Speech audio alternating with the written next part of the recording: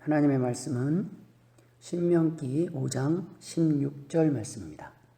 너는 네 하나님 여호와께서 명령한 대로 네 부모를 공경하라. 그리하면 네 하나님 여호와가 네게 준 땅에서 네 생명이 길고 복을 누리리라. 아멘. 할렐루야. 여러분, 이번 추석 명절은 어떻게 보내셨나요? 송편은 드셨습니까?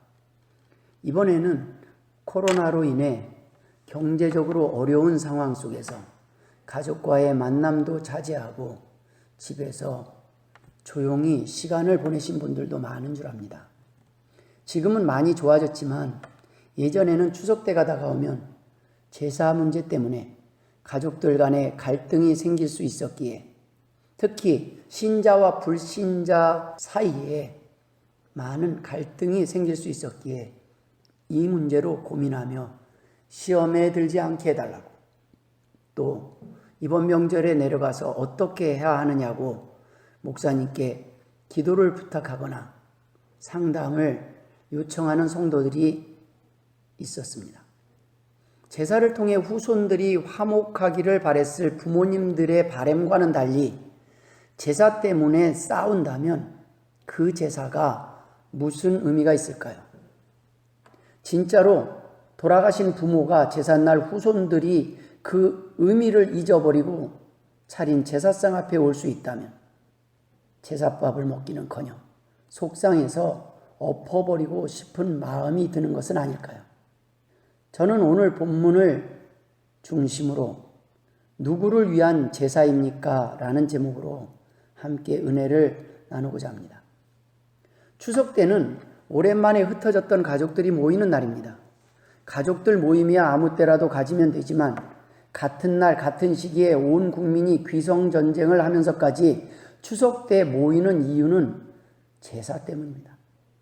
저는 곰곰이 생각해 보았습니다. 누군가 추석 제사를 시작한 부모가 있다면 과연 제사밥 때문에 자녀들에게 제사를 권했을까 하는 생각입니다. 부모 제사라는 명분이 아니라면 부모가 돌아가시고 난 후에 가족 형제들이 같은 날 다 같이 모이는 것이 과연 쉬웠을까요?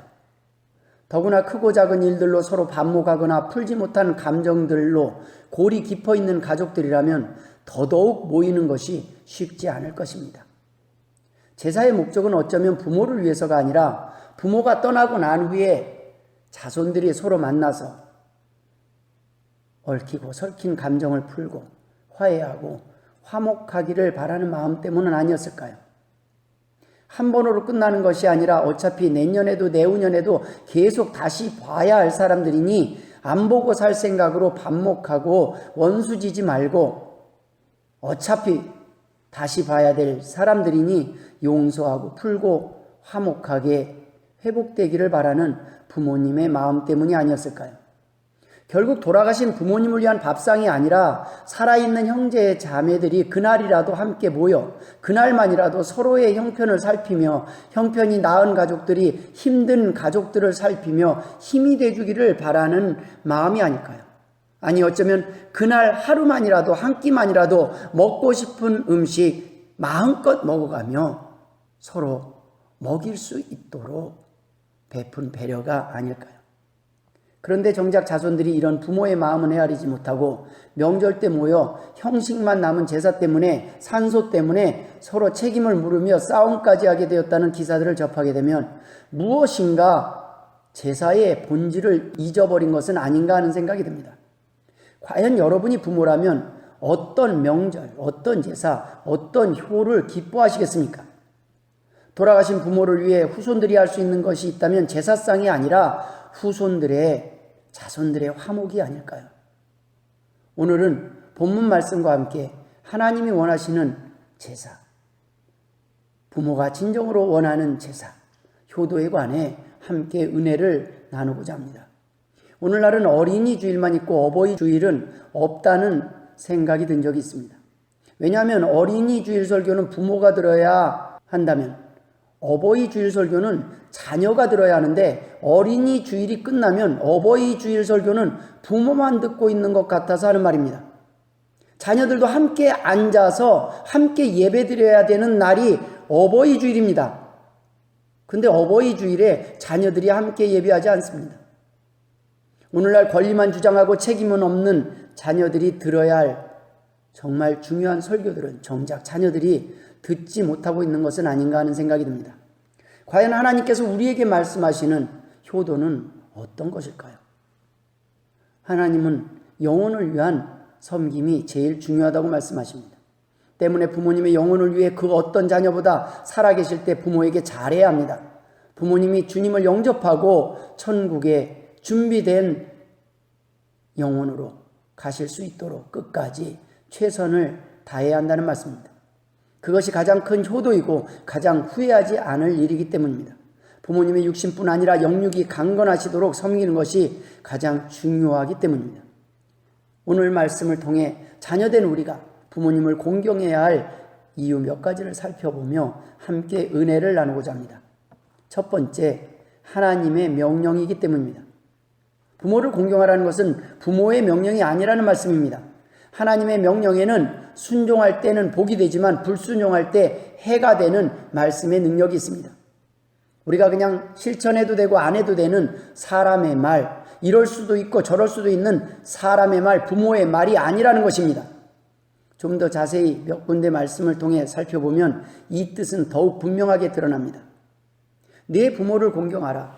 그리하면 내 하나님 여호와가 내게 준 땅에서 내 생명이 길리라. 출애굽기 20장 12절의 말씀입니다.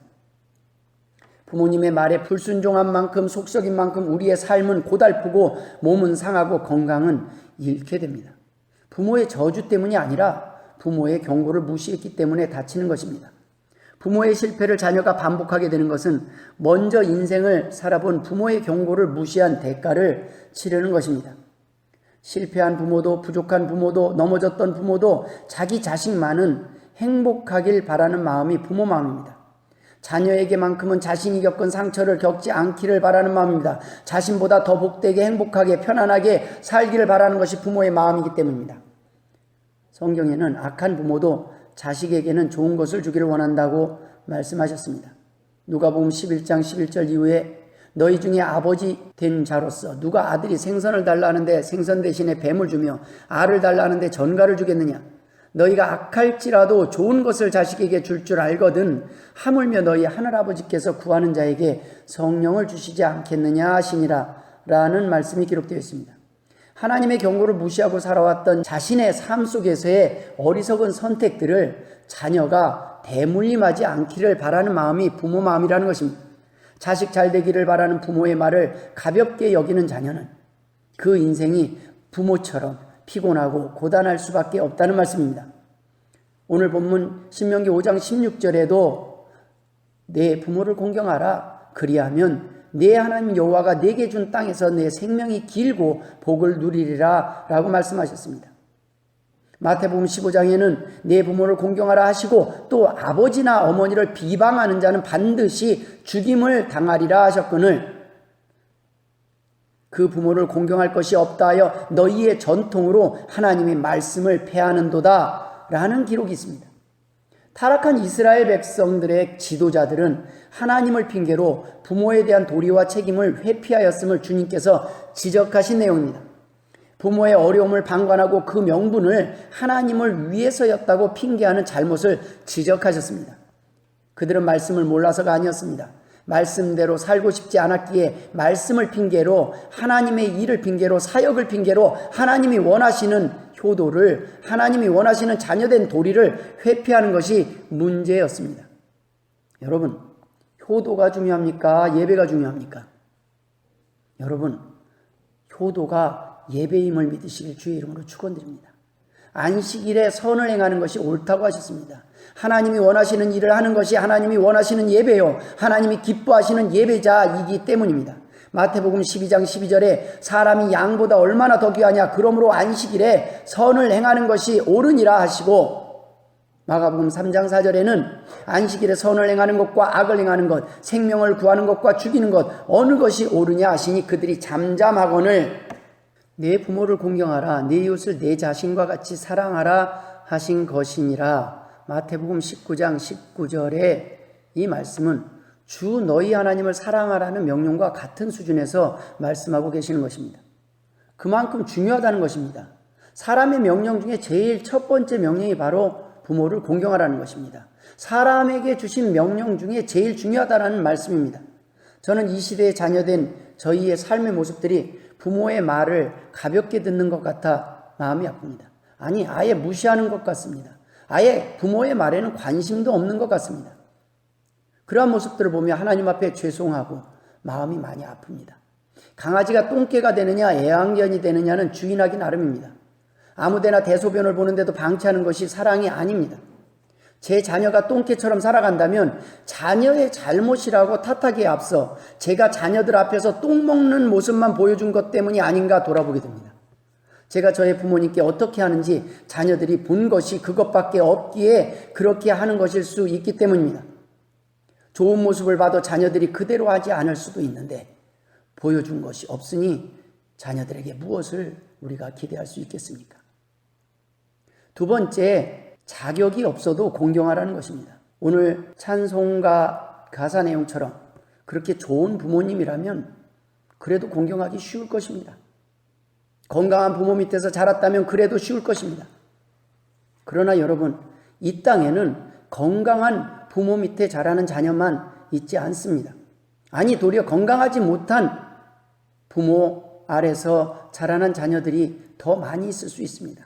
왜냐하면 타락한 인간들이 사는 세상이기 때문입니다. 부모님이 키워주신 은혜 때문에 공경하라는 말씀이 아니라는 것입니다. 마가복음 7장 10절에 모세는 내 부모를 공경하라 하고 또 아버지나 어머니를 모욕하는 자는 죽임을 당하리라 하였거늘, 마가복음 10장 19절에는 내가 계명을 안 하니 살인하지 말라, 간음하지 말라, 도둑질하지 말라, 거짓 증언하지 말라, 속여 빼앗지 말라, 내 부모를 공경하라 하였느니라. 이 말씀들은 부모의 삶이 효도의 이유와 아무 상관이 없다는 말씀입니다. 저는 제 자녀들에게 요즘 달고 사는 말이 하나 있습니다. 미안하다는 말입니다. 더 좋은 부모가 되지 못해서 미안하다는 말입니다. 뒤돌아보니 그때는 이렇게 해주면 더 나았을 걸 하는 생각이 들 때가 많이 있습니다. 배우면 배울수록, 말씀을 깨달으면 깨달을수록 제가 많이 부족한 부모였음을 돌아보게 된다는 말씀입니다. 더 잘 살피고 더 행복하게 해주지 못해서 미안하다는 말입니다. 이것이 부모의 마음입니다. 아무리 잘해주고 또 잘해줘도 부족하고 더 해주고 싶은 마음뿐입니다. 90 넘은 노인이 자식밭에 나와서 하루 종일 잡초를 뽑고 있어서 같이 도와준 적이 있습니다. 물었습니다. 이제 쉬실 나이인데 뭐가 아쉬워서 이렇게 나와서 일하시느냐고. 노모는 가만히 있는 것보다 자식 위해 무엇이라도 하는 것이 더 편해서 나와서 일하고 계신 것이었습니다. 여러분, 돈이 부족해서가 아닙니다. 항상 부족하고 항상 미안하고 더 주고 싶은 것이 부모의 마음입니다. 모든 부모가 이렇다면 무슨 문제가 있겠습니까? 많은 문제 가정, 문제 자녀들의 가정은 폭력에, 부모의 방관과 방임 속에 노출되어 있습니다. 그 부모의 연약함과 실수와 상처, 트라우마가 그 자손들에게 대물림되고 있는 상황이 오늘날 상황입니다. 타락한 이 세상의 상황입니다. 그래서 용서하라는 말씀입니다. 그래서 더욱 공경하라는 말씀입니다. 부모가 잘해서가 아닙니다. 부모이기 때문에 부족한 자녀, 철없는 자녀조차 끝까지 사랑할 책임이 있는 것처럼 자녀이기 때문에 부족한 부모, 상처로 건강하지 못한 자아와 상처로 얼룩져진 삶을 살아갔던 부모를 사랑하고 돌볼 책임도 있다는 말씀입니다. 여러분, 쉽지 않은 일입니다. 첫 아이에게 부모는 가장 실수를 많이 합니다. 초보 운전이기 때문입니다. 처음 키워보기 때문입니다. 첫 아이에게 대한 기대가 더 커서 더 많이 실수합니다. 부모도 마음만 급하고 잘하는 것이 없을 때가 있었습니다. 둘째를 낳으며 조금 더 낫지만 결국 인간의 연약함의 한계를 벗어날 수 없는 존재 또한 부모입니다. 부모이기에, 어른이기에 더욱더 밉고 원망스러울 수 있습니다. 당연히 기대고 싶었던 존재이기에 더욱 미울 수 있습니다. 용서하기 힘들 수 있습니다. 부모뿐이 아닙니다. 형제가 그렇습니다. 가족이 그렇습니다. 원수보다 더 힘든 것이 부모와 가족과 형제 자매의 외면과 무시와 잘못을 용서하는 일입니다. 남이라면 기대가 없으니 원망도 적습니다. 하지만 가족이기에 더 아프고 더 원망스럽고 더 밉습니다. 사단은 이 마음을 이용합니다. 가족을 가장 큰 가해자로 만들고 가정을 복수의 전쟁터로 만드는 것이 사단의 목적이라는 말씀입니다. 사단의 목적은 가정 파괴가 1순위입니다. 부모에게 공경하라는 말씀은 자격이 있어서가 아닙니다. 부모니까, 가족이니까 책임지고 사랑하라는 말씀입니다. 가족과 형제를 돌아보지 아니하면 악한 자라고 말씀하셨습니다. 하나님을 모르고 돌보지 않은 것보다 주님의 사랑을 경험했음에도 불구하고 용서하지 못하고 돌보지 못한 것이 더 큰 죄라는 말씀입니다. 디모데전서 5장 8절에 누구든지 자기 친족, 특히 자기 가족을 돌보지 아니하면 믿음을 배반한 자여 불신자보다 더 악한 자니라. 누가복음 22장 32절에 그러나 내가 너를 위하여 내 믿음이 떨어지지 않기를 기도하였노니 너는 돌이킨 후에 내 형제를 굳게 하라 라고 말씀하셨습니다. 예수 그리스도의 사랑이 아니고는 풀 수 없는, 끊을 수 없는 저주가 이어져 가게 되는 구조입니다. 말씀이기에 우리는 순종합니다. 말씀이기에 이 저주의 사슬을, 죄악의 사슬을 끊을 수 있는 것입니다. 부모의 실수를 덮고 새로운 부모가, 좋은 부모가 될 수 있고 좋은 자녀가 될 수 있는 것입니다. 부모님도 누군가의 자녀였고 배우자였습니다. 더 힘든 시간을 보냈기에 자녀에게 상처를 대물림하기도 합니다. 그것을 우리가 끊어야 합니다. 여기서 끝내야 합니다. 그것이 하나님이 원하시는 사랑이라는 말씀입니다. 회복이 목적이라는 것입니다. 내가 어떤 이유로 부모를 보지 않고 살아간다면 우리의 자녀도 어떤 이유라도 생긴다면 부모를 보지 않고 살아갈 명분을 갖게 될 것입니다. 내가 원망하는 그 이유로 우리의 자녀도 나를 원망하며 나를 정죄할 것입니다. 내가 부모를 용서하지 못하고 이해하지 못하고 외면하고 끄는 것처럼 내 자녀도 나를 버릴 것입니다. 그래서 나를 위해, 우리를 위해 용서하라는 말씀입니다. 공경하라는 말씀입니다. 우리들을 위해서 주신 말씀이라는 것입니다. 회복하라는 것입니다. 하나님의 사랑으로 회복하라는 것입니다. 얽히고 꼬인 관계를 하나님의 사랑으로, 그리스도의 사랑으로 풀라는 말씀입니다.